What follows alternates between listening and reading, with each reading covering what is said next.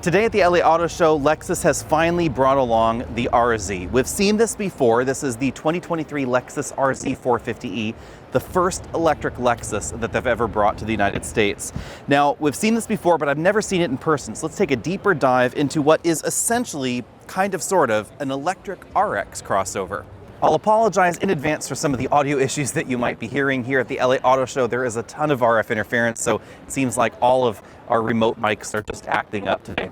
Up front, the design looks like an interpretation of what we've seen from Lexus before. We have the sort of spindle grille shape going on here, but it's all blunt, no imitation grille or anything like that, just all body colored. Big Lexus logo, 360-degree camera there, of course. No aero grills on each side, which is an interesting touch. Full LED headlights with the little Nike swoosh going on there. The only cooling happens right down there at the bottom of the bumper. I really am interested in what you think about this modern interpretation of the Lexus design. I kind of wish they had made this sleeker and more modern rather than simply blanking out what is normally a grille in most Lexus models. Because of the interference here on the showroom floor, I'm just going to go ahead and hold the camera, so sorry about some of the audio issues here. The RZ is obviously based off of the same Beyond Zero platform as the Toyota BZ4X, but I think this is considerably more attractive. It's also a lot less controversial.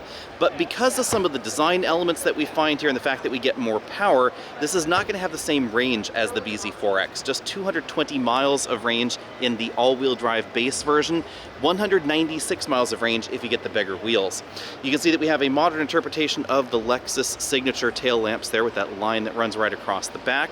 RZ 450e and that Direct 4 badging, that's what they're calling their all-wheel drive system. Now, interesting twist about this all-wheel drive system is it's not symmetrical like we find in some of the other BZ products. So the front motor is much more powerful than the rear. Back here we have an approximately 108 horsepower electric motor, about 200 horsepower on the front axle.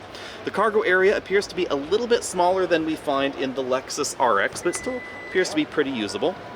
Moving around and taking a look on the inside, you can see that we have a continuation of Lexus's somewhat controversial interior design.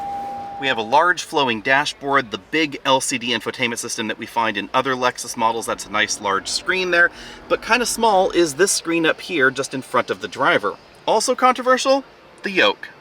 Now, there had been some questions about whether or not we would get the yoke in the United States. Apparently, we really will be getting this steering wheel.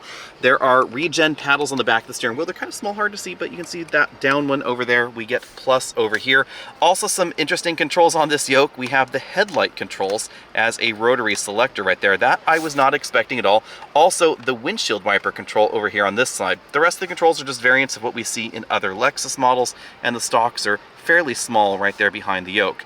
Now, Lexus says that this yoke is going to be different than the Tesla yoke, where they didn't change any steering ratios at all.